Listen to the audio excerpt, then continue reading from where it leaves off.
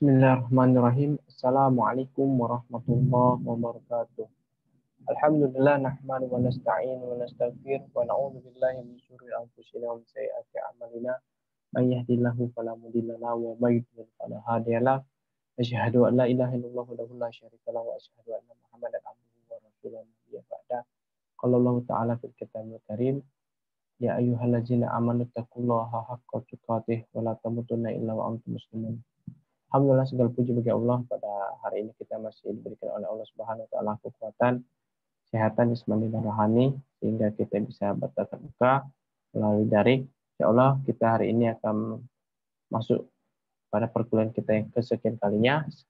Insyaallah pekan depan kita akan langsung untuk melaksanakan UTS, ujian tengah semester. Maka dari itu materi terakhir kita di awal per semester ini sebelum UTS adalah tentang pendayagunaan zakat pada mata kuliah hukum dan manajemen zakat. Baiklah, mahasiswa yang dirahmati Allah Subhanahu wa taala, langsung saja pada hari ini kita akan menelusuri lebih mendalam, lebih detail lagi tentang pendayagunaan zakat. Baiklah, kita langsung saja melihat dari latar belakang. Tentu kita juga sudah membahas ini di awal-awal pertemuan terkait dengan latar belakang yang mengamanahkan zakat dapat terrealisasi di Indonesia. Yang pertama adalah Undang-Undang Dasar 1945 bahwa memajukan kesejahteraan umum merupakan salah satu kewajiban pemerintah. Yang kedua, zakat sebagai sumber dana potensial umat Islam perlu dikelola secara profesional untuk membantu program pemerintah dalam rangka melaksanakan kewajiban memajukan kesejahteraan umum. Yang ketiga, pengelolaan zakat secara profesional harus didukung dengan sumber daya yang memadai, sehingga zakat sebagai sumber ekonomi umat yang sangat potensial itu dipastikan dapat memberikan kesejahteraan bagi masyarakat. Kemudian melalui pelayanan prima dengan mudah, cepat dan tepat dan akurat, maka insya Allah zakat itu akan menjadi sebuah instrumen yang sangat baik untuk pemberdayaan umat. Yang keempat adalah pemerintah memiliki kewajiban sesuai dengan tugas dan fungsinya atau tupoksi sebagai regulator, fasilitator, edukator, dan sosialisator. Kita masuk selanjutnya terkait dengan dasar hukum Undang-Undang 36 nomor 28 tentang perubahan keempat atas Undang-Undang RI nomor 7 tahun 1993 tentang pajak penghasilan. Kenapa kita bahas tentang pajak penghasilan? Nah, ini juga akan ada korelasi. Ketika kita sudah membayar zakat, kita sebagai warga negara yang baik, kita juga harus memberikan pajak penghasilan kita. Juga termaktub di Undang-Undang Nomor 23 Tahun 2011 tentang pengelolaan zakat. Tahun 2010 peraturan pemerintah Permen Nomor 60 tentang zakat. Kemudian Nomor 14 Tahun 14 tentang pelaksanaan Undang-Undang Nomor 23 Tahun 2011. Jadi tentang pengelolaan zakat juga. Peraturan Menteri Agama atau PMA Nomor 52 Tahun 2014 tentang syarat dan tata cara penghitungan zakat mal dan zakat fitrah, serta pendayagunaan zakat untuk usaha produktif. Kemudian keenam, Peraturan Menteri untuk Usaha Nomor 69 Tahun 2015 tentang perubahan Peraturan Kementerian Agama Nomor 50 tentang syarat dan tata cara penghitungan zakat mal, zakat fitrah, dan pendayagunaan. Nah, ini amandemen terakhir, ini Nomor 69 Tahun 2015. Baiklah, langsung saja kita akan masuk kepada pembahasan kita.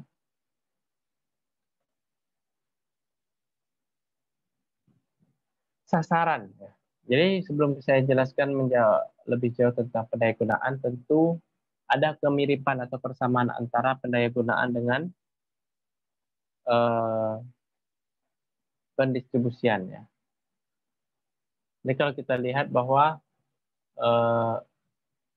pendistribusian dan pendayagunaan memiliki sasaran yang sama, khususnya dalam zakat ini, yakni orang-orang yang menerima itu ada 8 golongan atau 8 aspek. Orang al-amilina 'alaiha wal mu'allafati qulubuhum fi riqab wal gharimin fi sabilillah wa fi sabil faridatan minallah wallahu a'lam.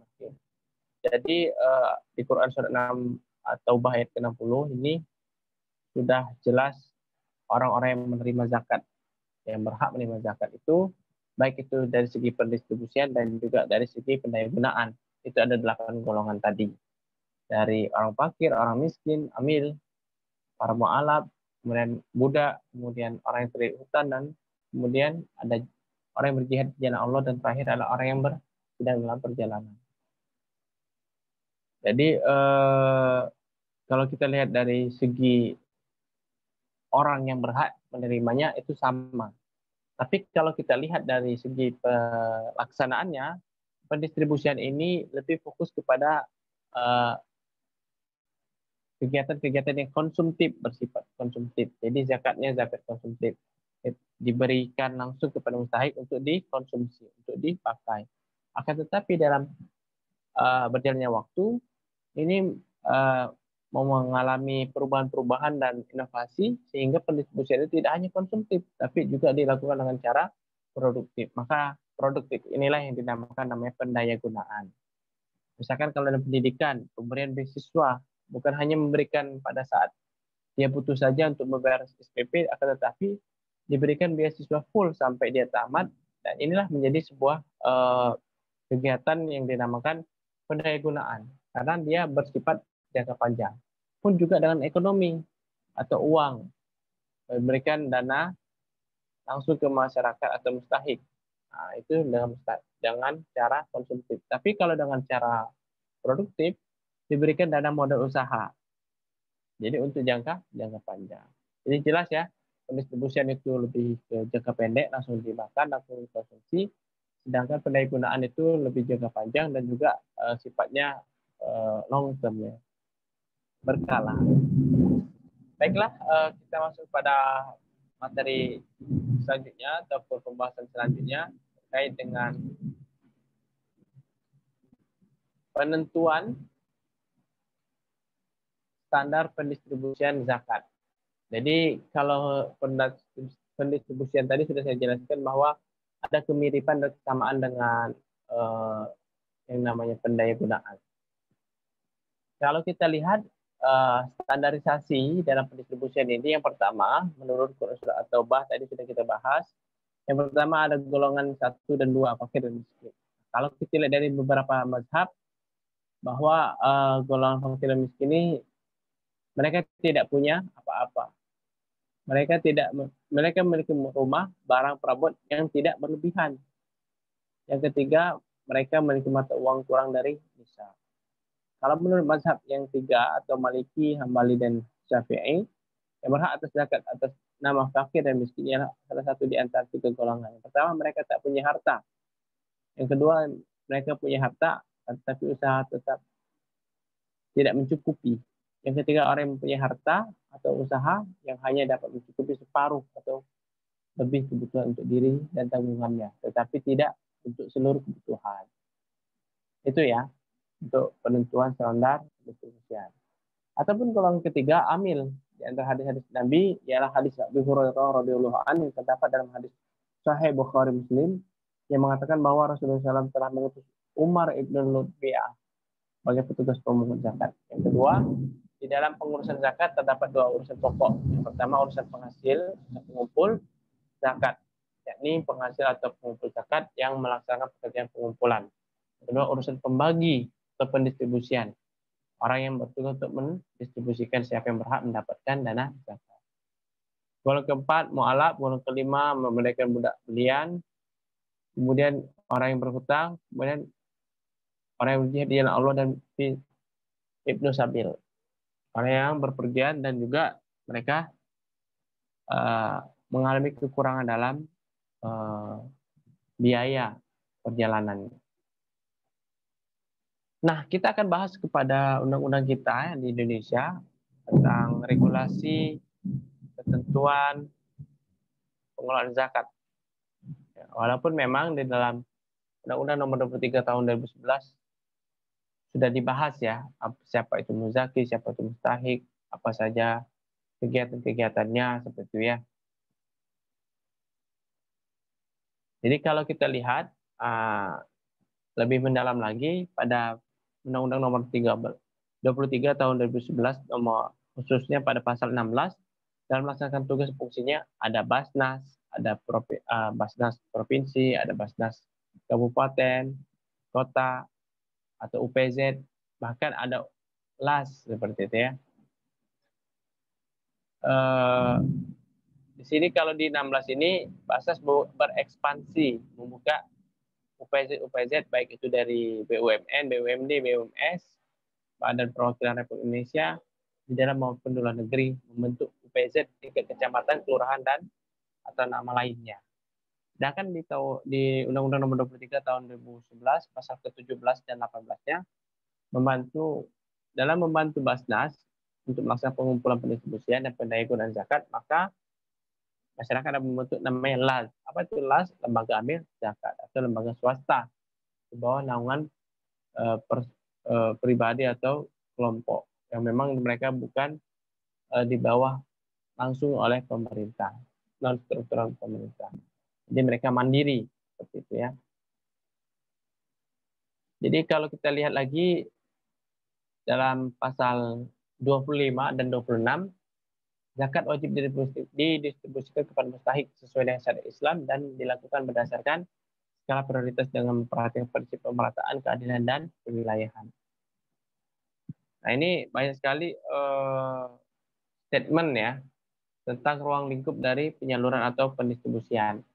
Zakat tidak boleh dipindahkan atau dengan kata lain zakat yang dikumpulkan dari suatu tempat seharusnya dibagi kepada berhak yang berada pada tempat yang sama. Itu yang pertama. Yang kedua, zakat itu boleh berpindah. Pendapat oleh Imam Malik radhiyallahu an dalam soal ini, hadis yang diriwayatkan oleh Ad-Darqutni yang menceritakan Mu'az mengatakan bahwa penduduk Yaman beri aku baju atau pakaian sebagai pengganti jagung dan syir dalam berzakat. Yang ketiga, saham atau hak fakir dibagi di tempat pengumpulan. Sedangkan saham-saham yang lain boleh dipindahkan sesuai dengan kebijakan pemerintahan sesuai dengan syariat Islam. Yang pertama, tidak boleh ditaruh ke tempat lain kalau dananya dihimpun di satu tempat. Yang kedua dibolehkan, yang ketiga dibagi tempat pengumpulannya. Ini distribusi, apa itu distribusi zakat? Merupakan suatu aktivitas atau kegiatan untuk mengatur sesuai fungsi dan manajemennya dalam upaya menyalurkan dana zakat yang diterima oleh muzaki dan diberikan kepada mustahik. Pola-polanya ya seperti saya sampaikan tadi, ada yang secara produktif, adapun konsumtif. Nah, kalau kita kaji lagi antara pendistribusian dan pendayagunaan ini terlihat nampak ada perbedaan secara regulasi ya. Di ayat ke-26 pasal ke-26 25-26 zakat wajib didistribusikan kepada mustahik sesuai dengan Islam dan dilakukan berdasarkan skala prioritas. Sedangkan pendayagunaan zakat digunakan untuk usaha produktif. Nah, tadi sudah saya sampaikan di awal bahwa perbedaan secara signifikan antara dan distribusi zakat dan pendayagunaan adalah secara apakah yang kalau di distribusi itu termasuk kategori konsumtif, yang di pemberdayaan itu atau pendayagunaan ini termasuk pada kategori produktif dan jangka panjang. Nah ini contoh-contohnya, syarat-syaratnya untuk pendayagunaan zakat untuk usaha produktif. Yang A, kebutuhan dasar mustahik telah terpenuhi. Jadi bisa jadi orang yang menerima ini levelnya di atas fakir ya. Jadi kalau untuk memberikan suatu tambahan modal usaha, tentu dia secara kebutuhan dasar dia harus telah memenuhi kebutuhan dasarnya. Baru dia bisa berjualan, bisa melakukan kegiatan-kegiatan usaha produktif. Yang kedua, memenuhi kebutuhan syariah. Tiga, menghasilkan nilai tambah atau value added. Yang keempat, mustahik berdomisili di wilayah kerja. Benar. Kemudian pendayagunaan zakat untuk usaha produk dapat dilakukan paling sedikit memenuhi ketentuan. A, penerima manfaat merupakan perorangan atau kelompok. Yang B, mendapat pendampingan dari amil zakat yang berada di domisili mustahik. Kemudian selanjutnya kita lihat menurut ketentuan audit syariah. Nah, juga ada the statement ya, ketentuan dari pendistribusian dan pendayagunaan zakat ini kalau dari segi syariah compliant, apakah ini sesuai dengan syariat Islam? Kalau kita lihat dan kita pahami bersama bahwa kesamaan kemiripan dari hak orang yang berhak menerima ini sama tadi seperti yang disampaikan, orang fakir, orang miskin, amil, mu'alaf, rikob, berimin, fisabilillah, ibn sabil. Nah, itu dari syariat Islam atau ketentuan syariah. Kemudian ketentuan yang lainnya terkait dengan pendaya-gunaan adalah dana zakat disalurkan murni tanpa kewajiban mengembalikannya. Nah, kalau dana zakat itu misalkan berbentuk produktif, maka diberikan saja. Apalagi ini dana zakat ya, bahasanya hibah kalau bahasa umum. Tapi kalau untuk zakat ini, memang itu bantuan kebajikan. Kalau dalam akadnya qardul hasan, jadi pinjaman kebajikan. Dia benar-benar murni memberikan uh, bantuan untuk membuka usaha atau memulai usaha. Kemudian perlu ada pemantauan pemanfaatan dana zakat dalam jangka waktu 3 bulan. Nah, ini secara teknis ya. Penyaluran secara prioritas, penyaluran dalam tahun berjalan, sumber dana zakat harus diketahui dan cantum pada dalam apa namanya tanda terimanya. Yang selanjutnya penyaluran dalam bentuk yang bermanfaat dan langsung ke sahih. Terakhir untuk kebutuhan yang bersifat daruri atau kebutuhan mendesak dan wajib dipenuhi. Mungkin itu yang dapat saya sampaikan untuk hari ini ataupun terakhir dalam sebelum kita UTS terkait dengan zakat, regulasi tentang mustahik dan amil. Saya jelaskan sedikit tentang amil. Amil zakat tadi sudah saya sampaikan, singgung sedikit tentang ada yang namanya Badan Amil Zakat Nasional. Itu di bawah pemerintah langsung secara non struktural. Ada juga yang namanya Lembaga Amil Zakat Nasional yang secara fungsinya sama. Mungkin itu yang dapat saya sampaikan. Lebih kurang saya mohon kepada Allah Subhanahu wa taala. Assalamualaikum warahmatullahi taala wabarakatuh.